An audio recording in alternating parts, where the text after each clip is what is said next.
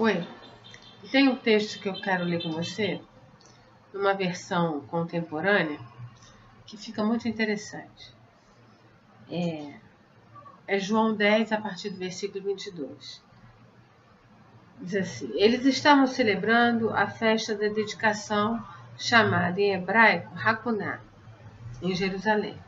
Era inverno e Jesus passeava pelo templo, no pórtico de Salomão.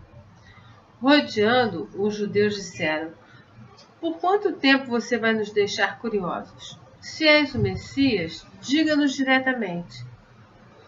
Jesus respondeu: eu já disse, mas vocês não acreditaram. Tudo o que fiz foi autorizado por meu Pai. Ações que falam mais alto que palavras. Vocês não acreditam porque não são minhas ovelhas. As minhas ovelhas reconhecem a minha voz. Eu as conheço e elas me seguem. Dou a elas vida real e eterna. Elas estão protegidas do destruidor o tempo todo. Ninguém consegue roubá-las de mim. O Pai, que as pôs sob a minha responsabilidade, é maior que o destruidor, que o ladrão. Ninguém pode tirá-las dele. Eu e o Pai somos um só coração e uma só mente. Mais uma vez, os judeus, estando a ponto de apedrejá-lo, mas Jesus lhes disse: tenho feito muitas boas ações da parte do Pai. Por qual delas vocês querem me apedrejar? Os judeus responderam: não o apedrejaremos por causa de coisas boas que você fez, mas sim pelo fato de ter dito essa blasfêmia, de chamar você mesmo de Deus. Jesus reagiu: estou apenas citando os textos das Escrituras em que Deus diz: digo a vocês, vocês são deuses. Se Deus chama os antepassados de vocês de deuses e as Escrituras não mentem, por que vocês gritam blasfemador, blasfemador para o único a quem o Pai consagrou e enviou ao mundo, só porque eu disse, sou o Filho de Deus? Se não faço as obras que meu Pai faz, não precisam crer em mim. Mas se faço as obras do Pai, esqueçam um momento que eu disse a meu respeito e considerem a simples evidência das ações que estão diante de seus olhos. Talvez assim as coisas se esclareçam para vocês. E vocês consigam entender que não apenas fazemos as mesmas coisas, mas também somos o mesmo. Pai e Filho. Ele está em mim, eu estou nele. Eles ainda tentaram prendê-lo, mas ele conseguiu escapar e voltou para a região do Jordão, para. Então, assim, eu queria destacar uma parte, mas antes disso, você veja que o questionamento dos judeus, o questionamento que Jesus enfrentava, era sempre com relação à lei. Sempre com relação à lei. Quer dizer, nós não estamos julgando você pelas suas obras. Nós estamos julgando você porque você está falando algo que a lei não permite que se diga. Você está se identificando como Deus. Você está dizendo que você e o Pai são um. E Jesus diz, olha, mas as obras que eu faço testificam isso. E vocês não querem perceber. Porque os milagres aqui no blog, a gente já falou várias vezes, os milagres, as obras, os milagres que Jesus fez naquela época e que ele continua fazendo hoje, testificam o que ele diz. Toda vez que Jesus vai operar um milagre, ele primeiro explana a palavra. Primeiro, ele revela a palavra. Primeiro, ele revela o seu caráter, o caráter do Pai. Porque quando a gente olha para Jesus, a gente vê o Pai. Então, ele primeiro revela o caráter do Pai. Ele anuncia, ele prega. Através de parábolas, ele explica. Depois, ele opera o milagre. O milagre confirma a palavra. O milagre confirma quem ele é. O milagre testifica quem ele é. Mas quem está preocupado, a gente já falou diversas vezes, quem está preocupado com as doutrinas, com as teologias, com os antolhos que as leis colocam, que os homens colocam, não conseguem ver, não conseguem perceber que as obras que ele fazia, que ele faz, testificam o que ele diz. Então queriam apedrejá-lo. É sempre esse dilema. Para quem não tem a revelação do Senhor, para quem não consegue perceber a grandeza do caráter, não consegue juntar as coisas. Tanto que muita gente recebe os milagres, vem as bênçãos, sabem que é de Deus, mas como não querem admitir, porque admitir que elas são de Deus é ter que firmar um compromisso. Porque se eu reconheço que essa bênção vem de um Deus maravilhoso, vem de um Deus, e vem toda a revelação de Deus, ora, o mais sensato a ser feito é largar tudo e me aliançar com esse Deus. Mas as pessoas não querem. Por causa do status, por causa dos preconceitos, por causa das tradições, seja o que for. Elas não querem. Então, não associam. Por isso Jesus disse, vocês não são as minhas ovelhas. Vocês não querem. Vocês se negam. Vocês conscientemente não querem juntar. Vocês não querem ver. Vocês não querem perceber. Então, essa é uma questão que esse texto levanta. Não era sobre ela que eu queria falar.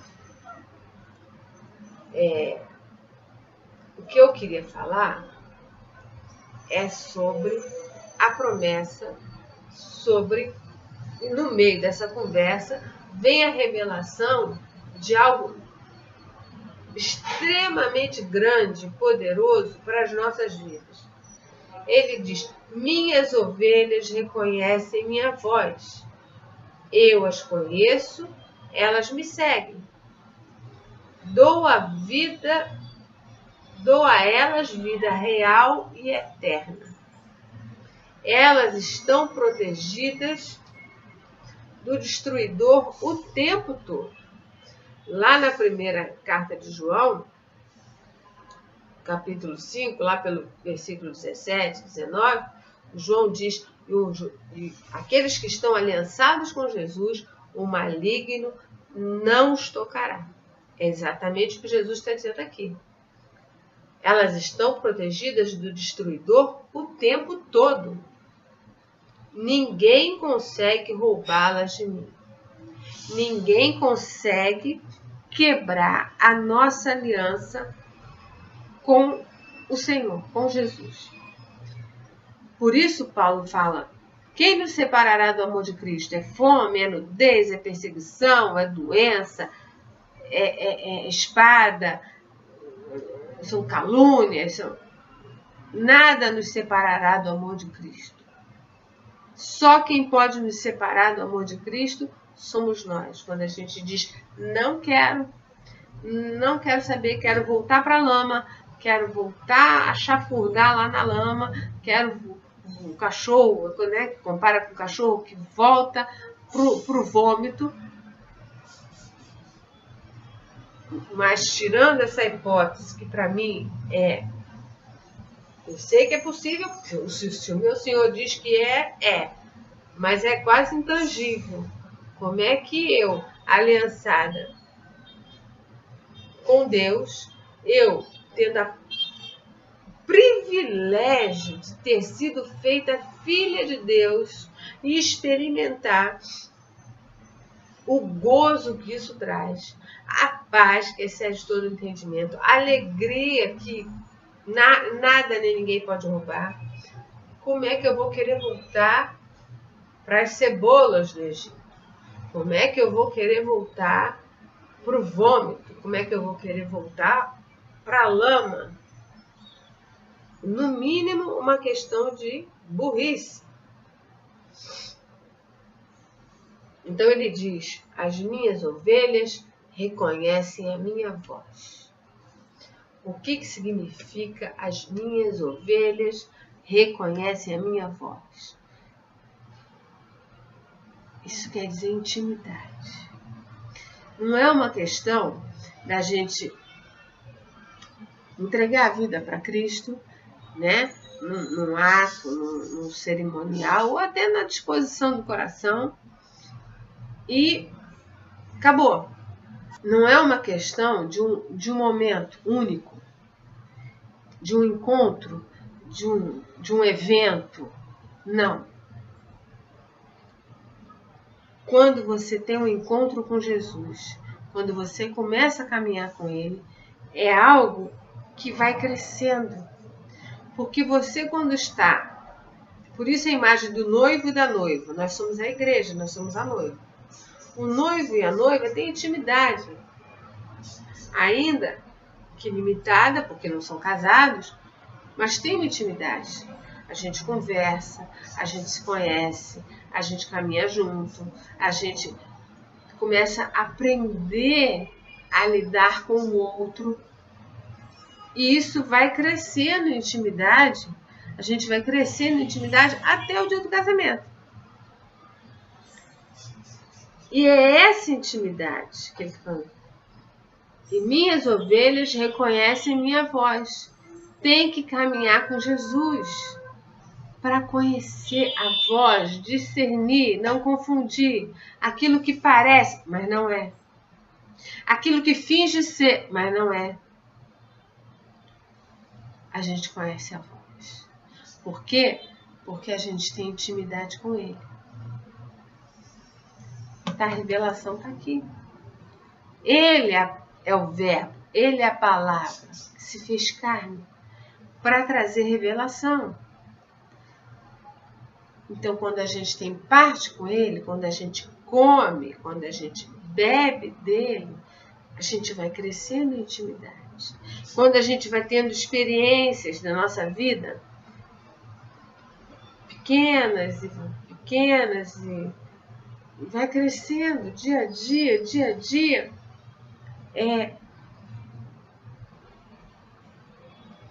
quando vem uma grande confusão, um grande tumulto, apesar de todo o barulho, porque no mundo, a palavra diz que no mundo tem muitas vozes, a gente discerne a voz do nosso Senhor, a voz do pastor. Elas reconhecem, as minhas ovelhas reconhecem. Elas não se confundem. Elas sabem que sou eu. Eu as conheço. Deus não é Deus de manada. Aquela manada ali, ele sabe, naquele grupo, quem é e quem não é. Quem é ovelha e quem não é ovelha. Ele sabe bem quem é joio e quem é trigo. Ele não tem nenhuma dificuldade em discernir. Eu as conheço e elas me seguem. Por causa da intimidade. A gente reconhece quando ele fala, quando ele dá direção, a gente vai caminhando com ele. Porque ele é o pastor. As ovelhas, elas têm a visão muito curta.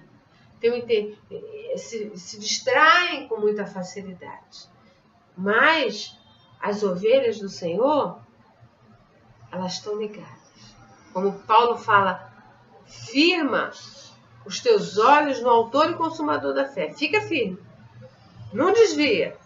Pedro desviou o olhar, afundou. Aí ele diz, elas estão protegidas do destruidor o tempo todo. Aí você vai falar assim, mas poxa, as coisas acontecem.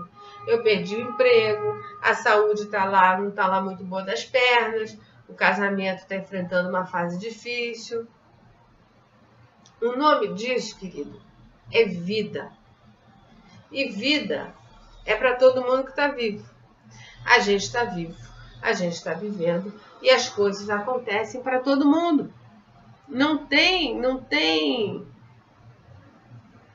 essa frase, venha para Jesus e para de sofrer, não significa que você não vai ter mais problemas.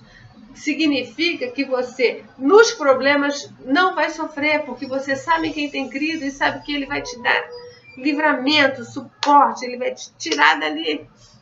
Mas não tem jeito, mas você sai, eu sei em quem tenho crido. E o meu Redentor, por fim, se levantará. Essa é a diferença. Então, quando eu digo, venha para Jesus e para de sofrer, não é agora a gente vai viver numa bolha, fora da realidade. Não, não é isso.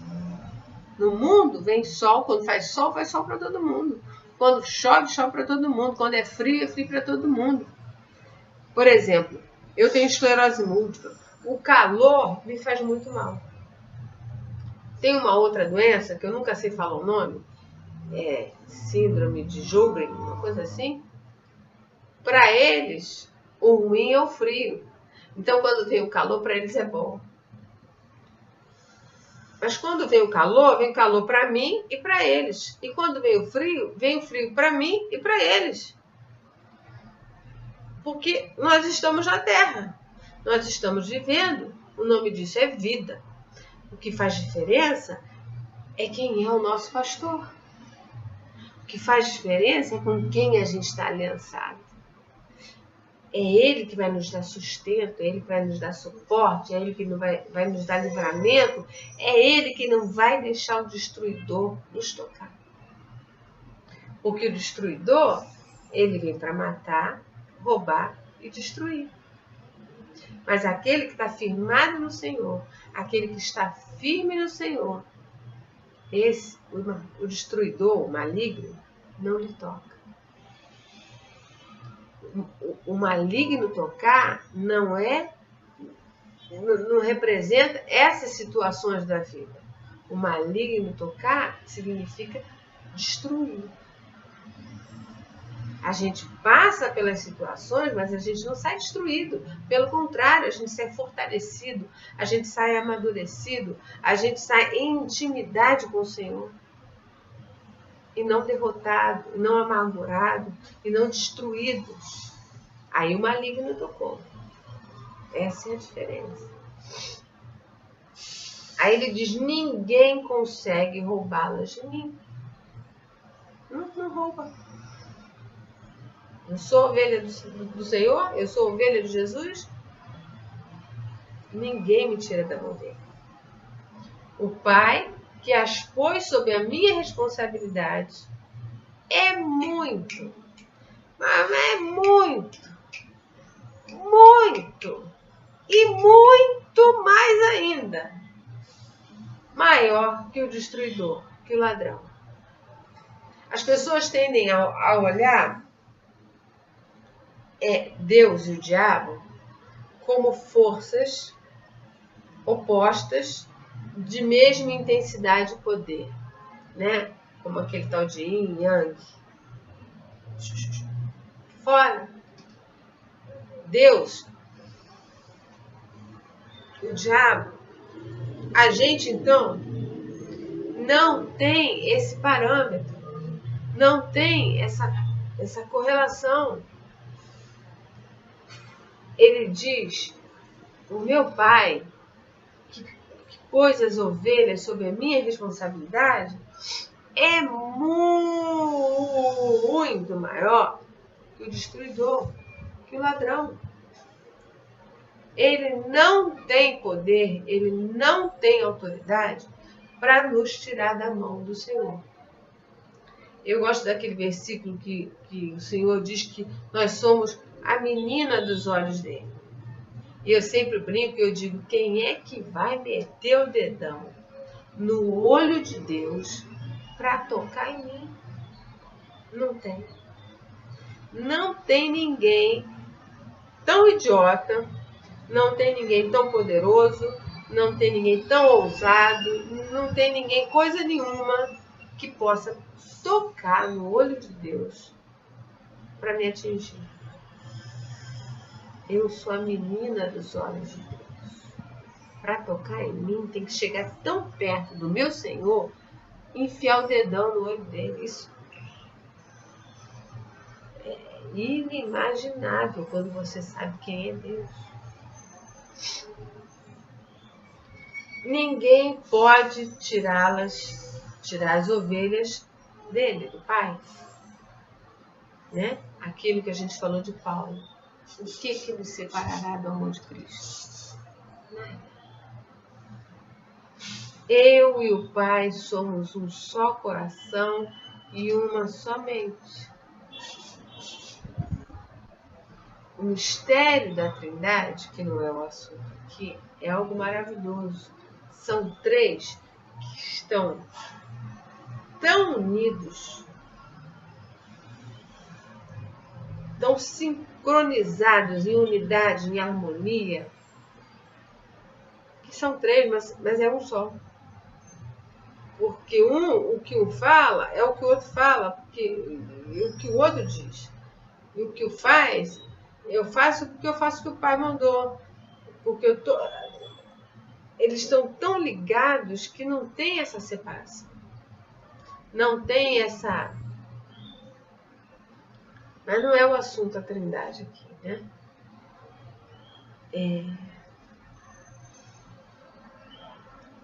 Então, basicamente, o que eu queria falar é isso. É sobre essa questão das ovelhas reconhecerem a voz do seu pastor. Jesus. Tem que ter intimidade, tem que ter comunhão, tem que caminhar junto, tem que comer o bolo, tem que comer pão, comer carne, tem que crescer em intimidade com ele. Para poder ouvir. Tem gente que nem ouve, para poder ouvir e reconhecer. E discernir. Reconhece, então discerne. Essa voz aí até parece, mas não é ele. Essa voz aí está fingindo que é ele, mas não é ele. Mas para ter esse discernimento, tem que ter intimidade. E essa intimidade é algo que a gente não falou aqui. Algo que ele diz, eu dou a elas vida real e eterna. Eu gosto dessa expressão, vida real, porque eu estou chegando a uma conclusão que tudo isso que a gente vive aqui, experiência minha. A impressão que eu tenho é que nada disso aqui que eu digo mundo, terra, galáxia, parece que nada disso é real. Nem a palavra surreal tem mais algum significado. Está tudo tão fora de esquadro, de tempo, de lógica, está tudo tão fora de qualquer coisa. Eu falo, meu Deus, isso aqui não é real. E não é real porque esse reino não é o nosso. Nós estamos aqui como embaixadores, nós estamos aqui, mas nós não somos aqui. Nós estamos aqui, mas nós já estamos assentados nas regiões celestiais. Mas esse é outro assunto, porque vai falar da vida eterna. E eu não quero me alongar mais do que eu já me alonguei. Um beijo grande, pensa nisso tudo, lê João 10 a partir do 22. E o mais, o Senhor com certeza nos esclarecerá. Beijo grande, tchau.